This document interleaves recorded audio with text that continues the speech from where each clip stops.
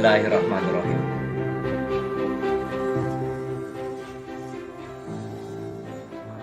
Ini adalah tampilan laman awal aplikasi ketika wali santri sudah mengunduhnya dari Play Store dan menginstalnya. Sekarang, mari kita lihat fitur-fitur yang tersedia di sini secara singkat. Pembayaran SPP. Wali santri bisa memilih pembayaran SPP untuk bulan berjalan atau untuk tunggakan pada bulan sebelumnya. Setelah memilih bulan untuk pembayaran SPP, wali santri dipersilakan memilih rekening tujuan yang disediakan. Selanjutnya, wali santri diminta mengisi nomor WA untuk mendapatkan notifikasi atas pembayarannya. Kemudian, mencontreng pernyataan kesediaan untuk membayar biaya admin sebesar 2.500 dan 3 angka unik, lalu klik tombol bayar. Lalu, akan muncul pemberitahuan tentang invoice dan nominal yang harus dibayarkan. Untuk melihat detail transaksi, wali santri bisa kembali ke laman awal dan memilih menu data transaksi. Di situ tertera detailnya, berapa nomor rekening tujuan, pihak yang menerima, dan nominalnya. Juga terdapat pemberitahuan tentang 3 angka unik yang tidak boleh dikurangi atau ditambah. Kesalahan dalam menulis nominal dapat menghambat proses transaksi. Setelah melihat detail transaksi, maka wali santri siap melakukan transfer. Transfer bisa dilakukan via m-banking, ATM, atau datang ke teller bank. Bila pembayaran belum dilakukan, maka notifikasinya akan terlihat pada fitur transaksi terkini. Bila pembayaran sudah dilakukan, maka notifikasi muncul pada laman awal maupun pada fitur SPP. Selain itu, notifikasi juga disampaikan melalui WA ke nomor yang telah diinput sebelumnya. Kita kembali ke laman awal untuk melihat fitur berikutnya, yakni top up saldo. Namun sebelumnya perlu disampaikan bahwa saldo tersebut adalah saldo tabsan atau tabungan santri yang menjadi dasar transaksi santri di dalam pesantren. Fitur ini mengarah ke transaksi nilai tunai atau cashless dan menggunakan kartu santri sebagai alat transaksi. Dengan demikian tidak akan ada lagi kasus kehilangan uang atau terjadi antrian yang panjang di depan tata usaha untuk mengambil tabungan. Posisi saldo santri bisa dilihat dengan mudah pada laman awal. Begitu juga dengan limit harian transaksi. Wali santri mempunyai keleluasaan untuk menentukan limit harian belanja putra putrinya. Cara top up saldo kurang lebih sama dengan cara membayar SPP, yakni mengisi nominal saldo, memilih nomor rekening tujuan, menyetujui biaya admin, dan 3 angka unik. Pembayaran lain. Pondok bisa men-setup pembayaran yang bersifat tidak rutin melalui fitur ini, seperti biaya perpulangan, biaya perkemahan, kegiatan olahraga klub, dan lain sebagainya. Kemudian, wali santri melakukan pembayaran seperti pada pembayaran SPP. Wali santri bisa melakukan batasan belanja harian atau set limit bagi putra-putrinya agar mereka tidak boros dalam belanja sesuai dengan aturan yang berlaku di pondok. Cara membuat batasan belanja cukup mudah. Klik fitur set limit, lalu akan muncul laman seperti ini. Masukkan nominal, klik set limit. Set PIN. Fitur set PIN disiapkan bila mana diperlukan. Pada dasarnya, validasi transaksi santri cukup dengan kombinasi nama dan foto yang tertera pada kartu santri. Mart online. Bila toko pelajar di pondok telah siap, maka wali santri tidak perlu lagi mengirimkan paket untuk kebutuhan dasar santri. Semua barang yang ada di toko itu bisa dipesan dan dibayar secara online.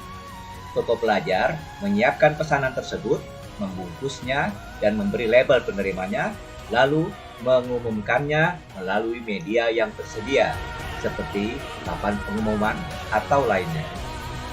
Transaksi santri. Fitur ini berisi riwayat transaksi yang dilakukan oleh santri. Dengan demikian, wali santri bisa melihat apa saja yang sudah dibelanjakan oleh putra-putrinya. Bila fitur ini diklik, maka akan muncul tampilan seperti berikut.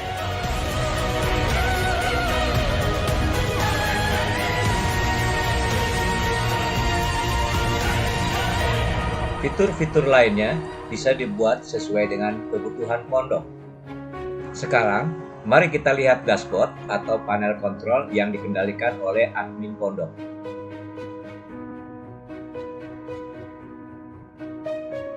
Kategorisasi fitur. Di sini kita bisa lihat beberapa kategorisasi fitur, yakni administrasi aplikasi, administrasi keuangan, point of sales, penerimaan santri, pengasuhan santri, bagian dapur. Kategori lainnya bisa dibuat sesuai dengan permintaan pondok. Mari kita lihat fitur-fitur ini secara singkat. Setup pesantren. Fitur ini berisi informasi dasar tentang pesantren, seperti nama pesantren, alamatnya, nama pimpinan, logo, akun sosial media, dan lainnya. Manajemen user. Di sini, admin bisa menentukan siapa saja yang bisa menggunakan dashboard ini berikut level aksesnya. Tampilannya sebagai berikut.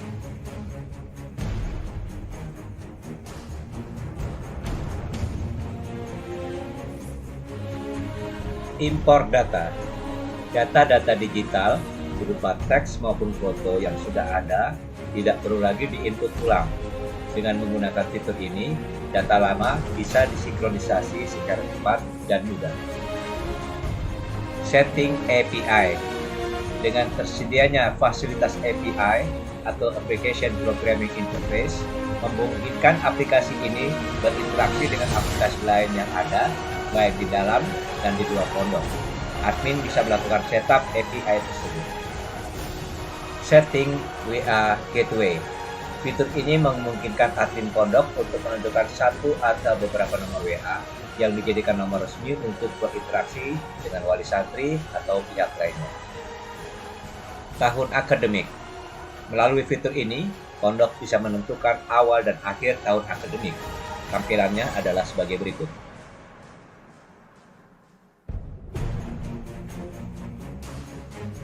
Halaman konten. Fitur ini digunakan bila pondok ingin memposting pengumuman atau pemberitahuan kepada wali santri dan masyarakat luas. Data santri. Fitur ini berisi data santri. Seperti yang telah disebutkan di fitur import data, data santri yang sudah ada bisa diimpor dan disinkronisasikan di sini. Kita coba simulasikan import data santri yang sudah berbentuk digital. Maka kita akan buat kategorisasi sebagai berikut. Ini ada data individu, data per kelas, data per konsulat, data per asrama, dan pada pojok sebelah kanan kita lihat penggunanya adalah bagian KMI. Bila data santri ini bersifat terbuka untuk semua bagian, maka semua bagian bisa melihat data tersebut, tapi hanya bagian tertentu yang bisa melakukan input atau edit data atau menghapusnya. Kita coba klik data per kelas, maka akan muncul tampilan seperti berikut. Ada beberapa pilihan, mau dipilih per kelas atau semua kelas ditampilkan, maka akan tampil semua data yang diminta oleh pengguna. Bila pengguna mengklik data individu, maka akan muncul tampilan nama dan nomor spanduk dari data yang diinginkan. Pengguna mengisi nama dan nomor spanduk atau hanya nama saja, nomor spanduk otomatis akan mengikuti, lalu klik masuk, maka akan muncul nama santri, nomor induk, berikut fotonya, lalu ada tombol tambah data dan hapus data. Di bilah sebelah kanan ada kategorisasi data yang sudah diinput, dengan masing-masing ada segitiga mengarah ke kanan atau tanda panah kanan. Artinya bila itu diklik maka akan muncul data selengkapnya. Bila semua panah yang mengarah ke kanan itu kita klik, maka akan tampil seluruh data yang sudah diinput. Tampilannya adalah sebagai berikut.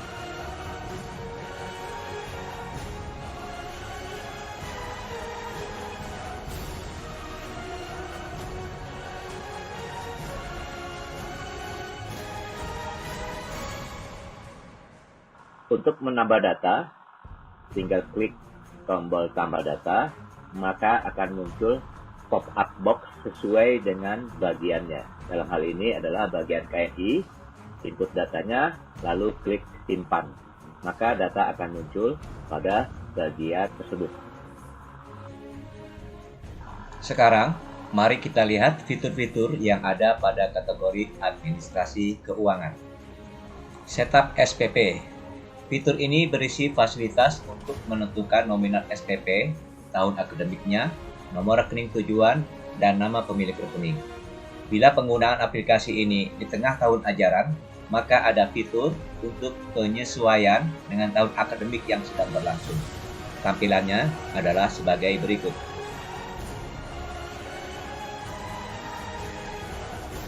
Pos keuangan. Fitur ini memberikan ruang untuk bagian keuangan membuka pos-pos penerimaan dan pengeluaran keuangan di luar pos-pos rutin seperti SPP daftar ulang atau tabungan santri. Bila fitur ini diklik, maka akan muncul tampilan seperti ini. Pos keuangan ada dua bilah. Sebelah kiri adalah pos pengeluaran, bilah kanan adalah pos penerimaan. Masing-masingnya memiliki fitur-fitur yang kurang lebih sama. Ada tambah pos baru, ada nama pos, keterangan nominal, tambah, riwayat pengeluaran terkini. Sudah itu ada fasilitas untuk mencari riwayat lainnya. Dengan adanya fasilitas impor data seperti yang kita urai sebelumnya, maka di sini pun kita bisa mengimpor pos-pos yang sudah ada dan kita jadikan sebagai drop down menu di mana tidak harus mengetik, tinggal memilih menu-menu yang sudah ada. Tampilannya adalah kurang lebih seperti ini. Baik di pos pengeluaran dan pos penerimaan sudah ada pos-pos yang diinput sebelumnya. Bila ada penambahan pos baru yang perlu dimasukkan, maka caranya sederhana. Tinggal klik tambah pos, lalu akan muncul pop-up menu. Diketik nama pos yang diinginkan, lalu disimpan. Maka ini otomatis akan menambah pos yang sudah ada pada drop down tombol tadi. Metode pembayaran. Fitur ini memungkinkan pondok untuk menentukan nomor rekening yang berbeda untuk setiap jenis pembayaran. Misalnya, untuk SPP rekening tersendiri dan untuk daftar ulang di nomor rekening yang lain. Metode pembayaran lain. Fitur ini disiapkan untuk pembayaran yang tidak rutin seperti kegiatan perpulangan, wisuda, perkemahan, dan lainnya. Pondok bisa membuat rekening penampungannya melalui fitur ini. Tabungan santri. Manajemen tabungan santri bisa diatur melalui fitur ini. Setoran dan penarikan dana oleh santri bisa dimonitor di sini. Fitur ini juga dihubungkan dengan outlet-outlet pembayaran di lingkungan pesantren, seperti kantin, toko pelajar, laundry, dan lain sebagainya, guna menunjang sistem transaksi nirtunai. Ini adalah tampilan awal dari dashboard tabungan santri. Di sini terdapat total setoran, total penarikan, dan total saldo. Masing-masing memiliki fasilitas untuk melihat detail. Kita akan bahas fitur ini nanti. Kita lihat terlebih dahulu fitur di bawahnya. Di situ terdapat nama santri dan nomor induk santri. Lalu ada tombol masuk. Ini adalah fasilitas untuk memanggil data santri. Bila data santri sudah diimpor, maka cukup mengetik 2 atau 3 huruf awal nama santri secara lengkap akan muncul, atau kita cukup memasukkan nomor induk santri, maka data yang dimaksud akan muncul. Lalu klik tombol masuk. Kemudian data santri muncul. Di sini kita lihat ada nama, nomor induk, foto santri, saldo terakhir, kemudian ada tombol penarikan dan setoran. Lalu ada riwayat transaksi terkini. Pada bagian paling bawah kita lihat ada baris riwayat yang ditampilkan. Di sini ada 5 baris. Andai kata kita ingin melihat data berikutnya, maka silakan klik angka 5-nya sehingga data yang ditampilkan lebih banyak. Selanjutnya, penarikan dan setoran. Penarikan ada 2 cara, yakni penarikan otomatis yang dilakukan oleh santri melalui transaksi di point of sale seperti di kantin, toko pelajar, laundry, dan sebagainya, di mana pada setiap transaksi akan mendebit saldo santri secara otomatis. Yang kedua adalah penarikan manual yang dilakukan di tata usaha pondok. Begitu juga dengan setoran. Ada 2 cara, yakni setoran otomatis melalui top up wali santri ke akun tabungan santri, dan kedua adalah manual, yakni dengan menyetorkan langsung ke bagian tata usaha pondok. Pada dashboard tabungan santri, kita hanya membahas penarikan dan setoran secara manual atau secara tunai. Untuk penarikan, caranya adalah sebagai berikut. Klik tombol penarikan, lalu akan muncul tampilan seperti ini. Masukkan nominal yang akan diambil, lalu isi keterangannya, dan kemudian klik proses. Maka otomatis saldo berkurang, dan transaksi tersebut masuk dalam riwayat transaksi terkini. Begitu juga untuk setoran, klik tombol setoran, lalu akan muncul tampilan top up, kita isi nominalnya, dan klik setoran. Seperti tadi, maka secara otomatis saldo akan berubah, dan transaksi tadi masuk dalam riwayat transaksi terkini. Bila kita perhatikan pada kolom keterangan, terdapat angka-angka unik. Ini adalah angka yang otomatis ditambahkan oleh sistem sebagai bukti transaksi dan sebagai invoice. Kita kembali ke dashboard awal dari tabungan santri ini. Kita lihat ada total setoran, total penarikan, dan total saldo. Ini sesungguhnya merupakan akumulasi dari transaksi yang terjadi setiap harinya. Detail transaksi merupakan riwayat dari transaksi tersebut. Untuk melihat detail total setoran contohnya, klik detail. Lalu akan muncul tampilan seperti berikut. Riwayat setoran, di sini ada pilihan untuk tanggal awal dan tanggal akhir yang mau kita lihat. Kemudian kita klik ekspor, lalu dengan otomatis akan terbuat atau tercipta file Excel yang disimpan di folder download.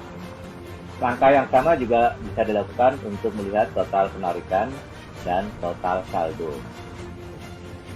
Kita kembali ke kategorisasi administrasi keuangan untuk melihat fitur-fitur lainnya. SPP, fitur ini berisi data tentang posisi pembayaran atau tunggakan SPP oleh santri.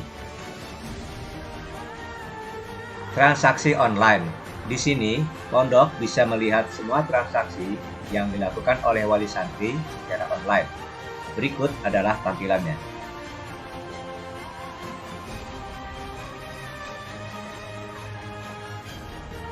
Transaksi offline.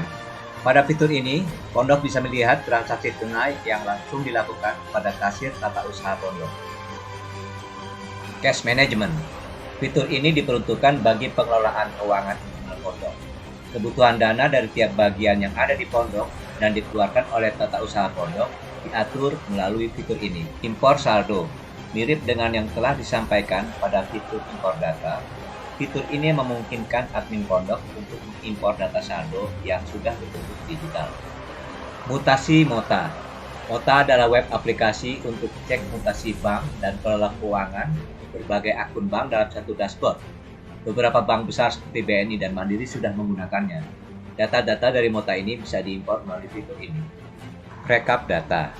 Data-data yang sudah diinput sebelumnya pada aplikasi ini bisa direkap dalam format Excel dan bisa dicetak sesuai dengan kebutuhan. Tunggakan santri. Melalui fitur ini, admin pondok bisa membuat kategori tunggakan seperti SPP, daftar ulang, uang makan, atau tunggakan lainnya, termasuk besaran nominalnya. Reset limit harian. Bila mana pondok mempunyai kebijakan baru tentang limit belanja harian santri, maka pondok bisa mengintervensi limit harian yang sudah ditetapkan oleh wali santri melalui fitur ini. Dispensasi SPP. Bila mana pondok memiliki kebijakan dispensasi biaya SPP kepada santri tertentu, maka melalui fitur ini pondok bisa melakukannya. Cetak kartu. Fitur ini akan memudahkan pondok untuk mencetak kartu santri. Format dan desain kartu, termasuk penempatan logo pondok dan foto santri sudah disiapkan. Kartu tersebut bisa dicetak sendiri oleh pondok berdasarkan ketersediaan printer. Kartu bisa dicetak di atas kertas karton atau plastik. Contoh prosesnya bisa dilihat pada tayangan berikut. Klik fitur cetak kartu, lalu akan muncul laman seperti berikut yang berisi data-data santri yang sudah diinput sebelumnya berikut fotonya. Lalu kita pilih contohnya nomor 1, kompleng. Kemudian kita klik cetak. Lalu akan muncul preview dari kartu yang akan dicetak. lengkap dengan fotonya dan desainnya dan QR code, dan kita pilih tombol cetak, maka secara otomatis akan tercetak kartu tersebut dalam format PDF. File PDF tersebut siap untuk disambungkan ke printer dan dicetak menjadi kartu santri. Selanjutnya, kita lihat kategori point of sale. Di sini kita lihat fitur-fitur yang mendukung outlet-outlet transaksi di lingkungan pesantren untuk melakukan transaksi nilai. Outlet-outlet itu seperti toko pelajar, kantin, laundry, dan lain sebagainya, idealnya dilengkapi dengan gawai seperti tablet atau laptop. Sistem keuangan yang sama dan terkoneksi dengan sistem tabungan santri di bagian tata-usaha pondok sudah disetup pada gawai-gawai tersebut. Ketika ada seorang santri bertransaksi, maka tampilan pada gawai itu seperti berikut.